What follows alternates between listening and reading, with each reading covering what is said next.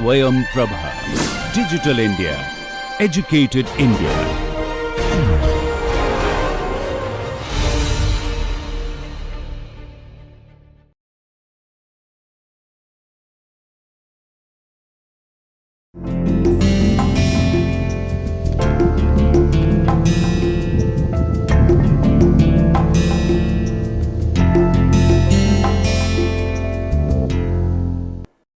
Hello everyone, we are continuing on our module and our week on the architecture 2, that is Hindu temple and architecture.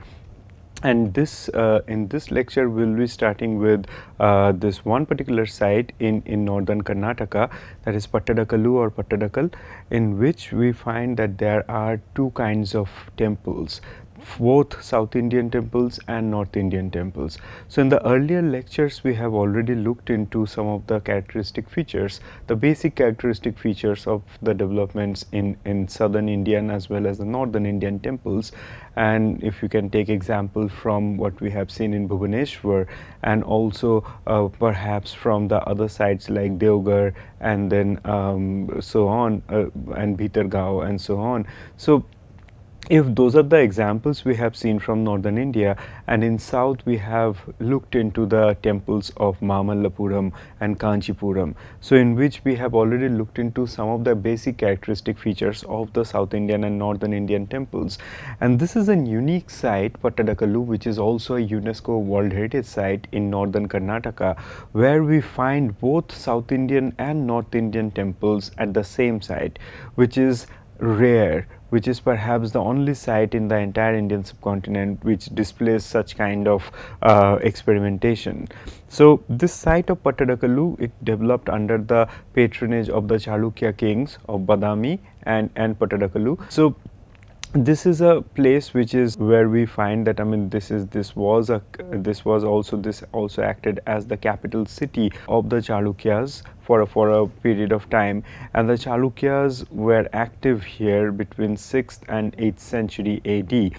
Now what we find here, as we have already discussed, that there are many temples in the same site, and it's not necessarily that all the temples are built at the same time. So there were there were many events, there were occasions for which they have been commemorated by building these temples, and for that reason we find that there are many different patrons and many different aspirations that came together in the site of Pattadakalu. Now, as I have already mentioned, how there are both North Indian and South Indian temples. So this particular this view of this site of Pattadakalu that shows us, for example, if we look into this temple here, we see how there are those horizontal tiers in this temple shikhara, and this already has this pyramidal orientation, and on the top of that we have this cupola or the stupika.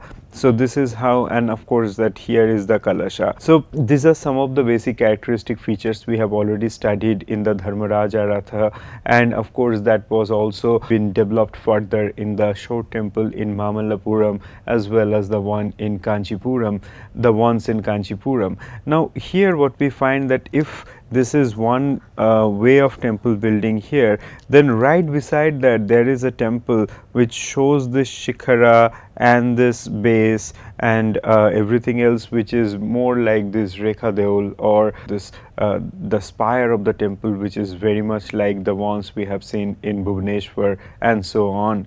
So which is a very characteristically a northern Indian temple, which is also known as the Nagara style of architecture, and the one which we find in southern India, that is called as a Dravidian architecture or Dravida style. So we see there is this unique site where both this kind of temple building styles, they coexist. So here we have a Dravida style, here we have a Dravida style, and here at the center we have a Nagara style architecture. So one can imagine on the top of that there must have been this Amalaka stone, and on the top of that there must have been this Kalasha. So that is how this temple was constructed. So these are some of the things that we find to be unique to this site of Pattadakalu, and in this site we have around 9 Hindu temples and 1 Jaina temple. So altogether there are around 10 temples which they are all protected in this area, and this entire site is now considered as the UNESCO World Heritage Site for its uniqueness in terms of bringing this southern Indian and northern Indian temple building styles together. Now, once we see some of the characteristic features of these temples, for example, both the southern Indian and northern Indian, we also find that there are more than just following certain kind of architectural treaties for making the temples. For example, here we have in the left side of the screen Virupaksha temple, and the Virupaksha temple was actually modeled after the Kailashnathar temple in Kanchipuram. So the Pallavas of Kanchi and the Chalukyas or of Badami and Pattadakal, they were always involved in warfare, and there have been accounts in which the Chalukyas were defeated by the Pallavas, but towards the end we also find that how the Chalukyas managed to defeat the Pallavas and they took over the city of this prosperous city of Kanchipuram. So after the Chalukyas took over the city of Kanchipuram, they wanted to commemorate this particular this event, which really held a high significance in the history of the Chalukyas, and that is the reason what they did. They wanted to erect this temple. They wanted to construct this temple at the site of Pattadakal, which replicate or almost like which mimics the style of the Kailashnatha temple from Kanchipuram. So Kailashnatha temple, as I have already mentioned, which was built during the same time period, it was perhaps being built in the 7th century or so on. And this is also the this temple, the Virupaksha temple, which was built during like 7th and 8th centuries, and we see uncanny similarities between the Vimana or the main sanctum sanctorum and also the arrangement of the mandapas as well as this pyramidal roof and everything else. So it closely follows the programmatic of the ground plan, the superstructure and everything else of the Kailashnatha temple here. So this is a sign that how even when we talk about religion, when we talk about a particular building style, so art is never really away from politics. So that is the reason this is one particular example which we can actually put forward to argue how this political dominance or the political conquest that actually had a huge deal of impact in terms of what kind of temple will be built at this site of Pattadakalu. And that is the reason we find that the rulers, the Chalukya rulers, they made a very conscious decision of what kind of temple do they want there at the site of Pattadakalu after they have defeated the Pallavas of Kanchipuram. So this particular decision of building a temple which closely resembles the Kailashnatha temple at Kanchipuram, that says something about how architecture is not just about following the architectural treaties, following the Shastras or Agamas, the prescriptive texts, the Sanskrit text or the regional text on architecture and so on, but it goes beyond that. There are also these political aspirations, there are also these contemporary happenings which make an impact on how these buildings are erected. On the other hand, we also find that there are temples like this Galaganatha temple that is there in the right side of the screen, which is a very characteristic northern Indian temple or a Nagara style architecture. And here we see that how this temple is situated on this slightly higher platform that announces its divine presence. And then on the top of that we have this very simple square temple with this square ground plan, and on the top of that we have this impressive superstructure, and this superstructure which is not pyramidal as the Virupaksha temple that we find here. It is much more that this curvilinear line which sort of also punctuates its resemblance with the ones with the temples which are built in, for example, in Bhubaneswar and in parts of central India and northern India. So those are the characteristics we find them to be very different, and they are the also ones that make us think that, I mean, whoever had worked here in this site, they were well acquainted with the knowledge of building both kind of temples.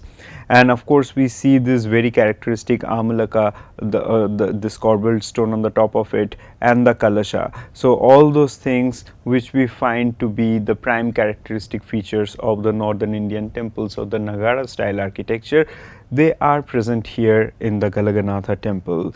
Galaganatha temple is also a temple which is dedicated to Lord Shiva.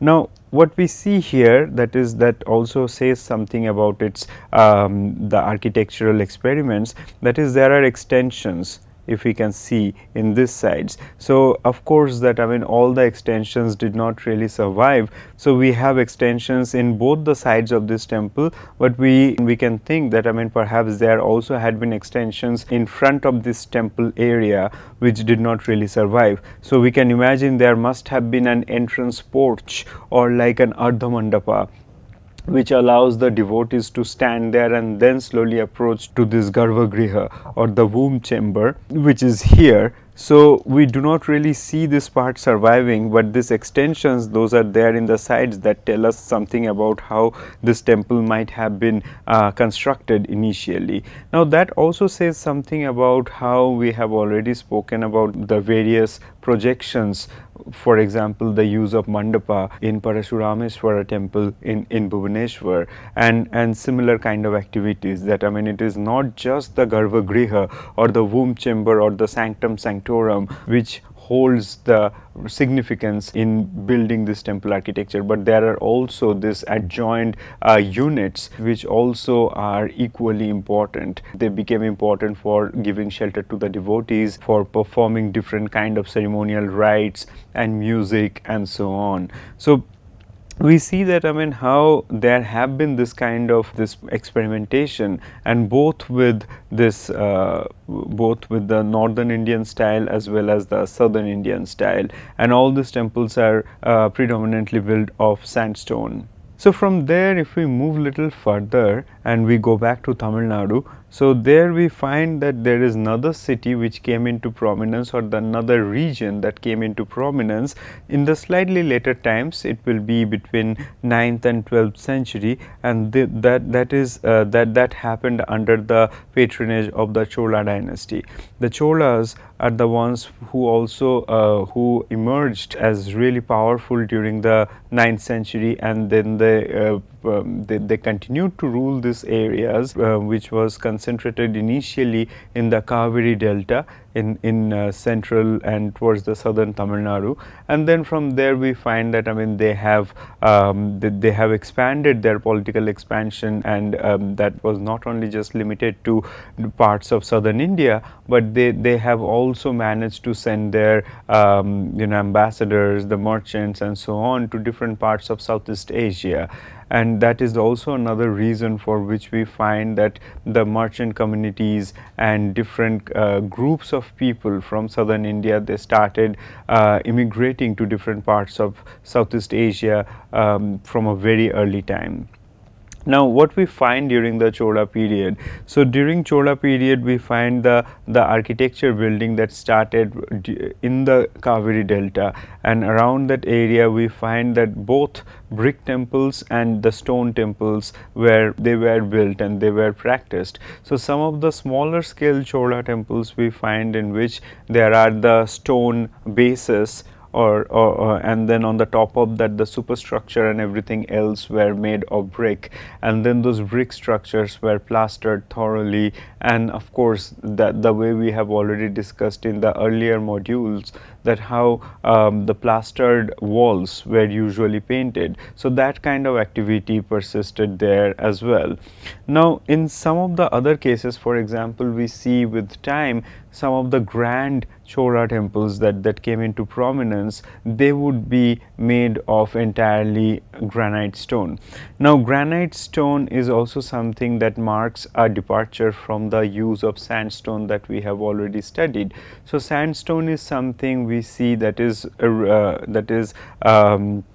comparatively easier to carve, and granite is one of the hardest stones to carve. So that is the reason what we find here in these Chora temples, that the images, that they also have a certain kind of the surface texture, the kind of details, they become slightly different from the ones that we have seen in the sandstone temples. For example, the ones which were built by the Pallavas in Kanchipuram and in Mamallapuram and so on.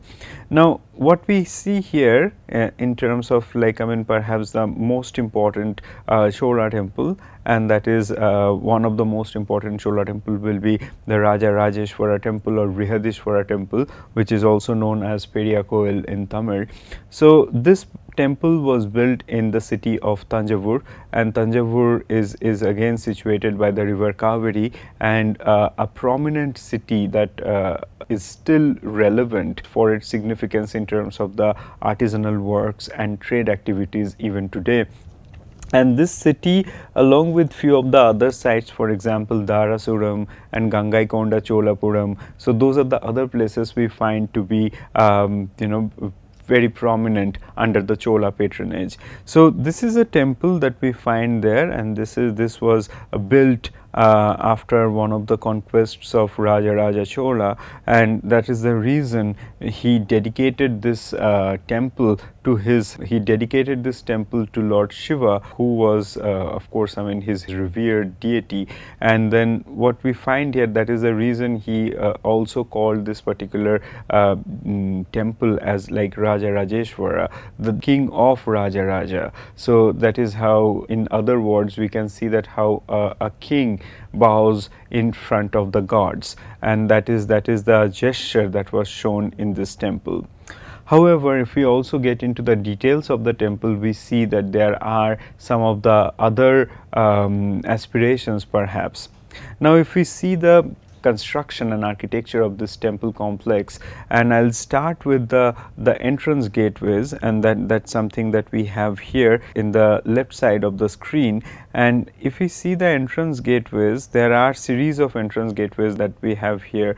For example, the one here, and then there was another entrance gateway that was built by the Maratha rulers at a much later time. Now if we see this, on the top of this entrance gateways are called gopuras, and this massive gopuras, we find they were started to be built from this Chola period. In the Pallava period, we have the entrance to the gateways, but I mean they were not as big as the Cholas. And after the Chola period, we will find the temple complex, or the gopuras, or the these doorways to the temple complexes, they became even grander, and that is how this lofty, massive, monumental, gigantic temple entrances, or the gopuras, they came into existence in southern India after 13th and 14th centuries. Now going back in time, during the Chola period, this temple, Raja Rajeshwara temple or Periyakoil, it was built in between 10th and 11th centuries. And what we see here, if we look into the architecture of these gateways, there is this barrel roof member on the top of this gateway, and this is something that we see that came from this Bhima Ratha, or like, I mean, this barrel roof structure that we have found in Mamallapuram. So as I have already noted that how those experiments those took place in Mamallapuram during 7th and 8th centuries, they had a huge impact in terms of how South Indian temple architecture had evolved with time. So this is a great example of that. And so what we find here, there is this barrel roof crowning member of the of this Gopura structure, and by the sides we have this trifoil arch motif, which we have already recognized in the Bhimaratha in Mamallapuram, and on the top of that there are those series of kalashas, and we have already explained the importance of kalashas in the temples for their relationship to life, sustainment and death. And then what we also see there, that how this structures became more and more complicated, is this how there are in this tiered roof or this terrace, what we have here, there are this replication of this particular this arch motif that persisted in various levels, and at the same time there are also this smaller this barrel roof structures, which sort of like they seem to suggest like smaller versions of this the barrel roof Gopura structures there in the various registers of this this entrance gateway. So this idea of the replication and the idea of replication and multiplication, that's something that we have already studied in terms of understanding how the idea of the expansion of the universe and expansion of creation that takes place, something that we have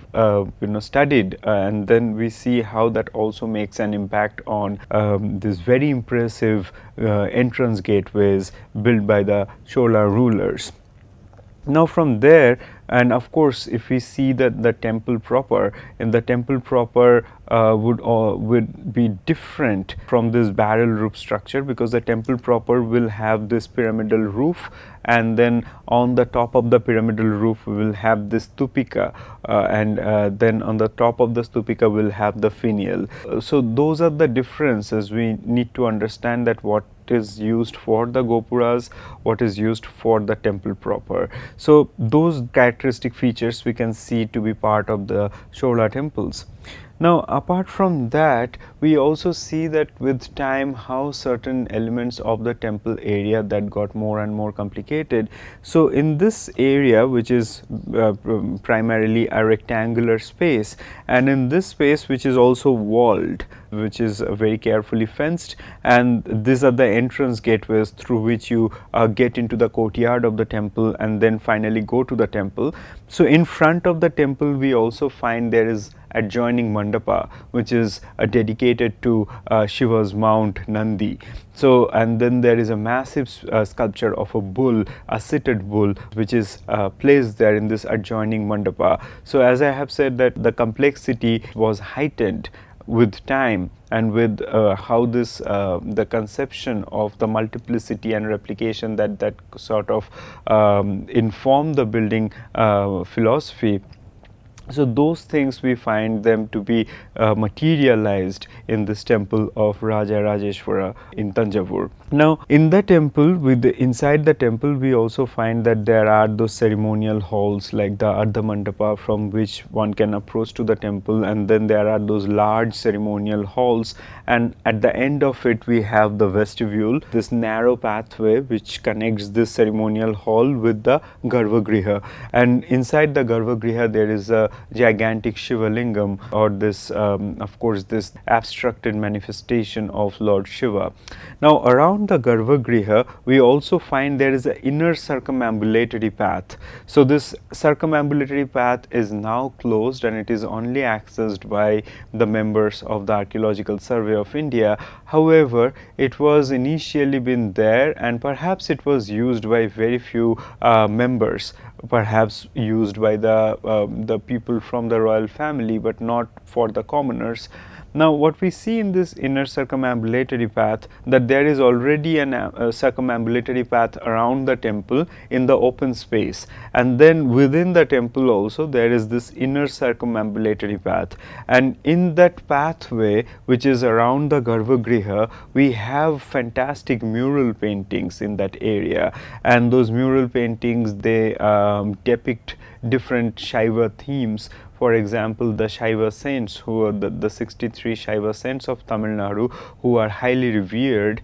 So there some of their stories, and then some of the deeds of Shiva, for example, Tripurantaka and so on. So those are some of the stories we find them to be depicted in this inner circumambulatory path.